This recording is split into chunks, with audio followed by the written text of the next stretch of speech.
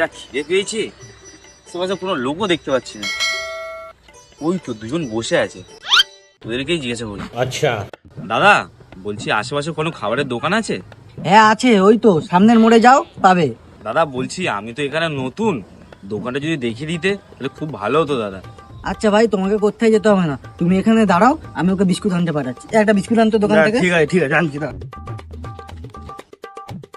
এনে ভাই ধর বিস্কুট ধর। হ্যাঁ দে, হ্যাঁ নাও ধরো, তোমার খুব খিদে পেয়েছিল তো বিস্কুটটা খাও।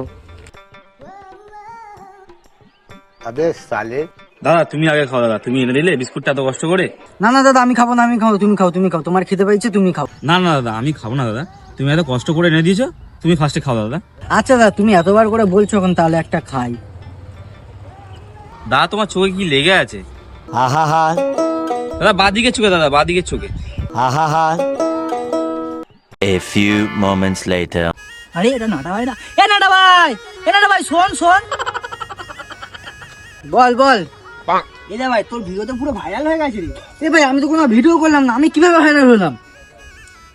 রাস্তা দিয়ে আমি হেঁটে হেঁটে যাচ্ছিলাম, হঠাৎ দেখি ভ্যানের উপরে দুটো ছেলে বসে আছে। ওদেরকে দেখে খুব কষ্ট হলো। তারপর ওদের কাছে গেলাম, ওরা বললো দাদা কিছু কিনে দেবে, খুব খিদে পেয়েছে। আমি বললাম আমি তো দোকান চিনি না, আমি টাকা দিচ্ছি, তুমি কিনে নিয়ে আসো। তারপর ও বিস্কুট কিনে নিয়ে আসলো। বিস্কুট নিয়ে আসার পরে ওরা বললো দাদা তুমি খাও। আমি বললাম না না তোমরা খাও, না না তোমরা খাও। তারপর সে বললো দাদা তোমার মতন ভালো মানুষ কেউ হয় না। সে খেতে খেতে কিনে ফেললো। এইসব মানুষদেরকে হেল্প করা খুবই দরকার, আমিও করলাম, আপনারাও করবেন।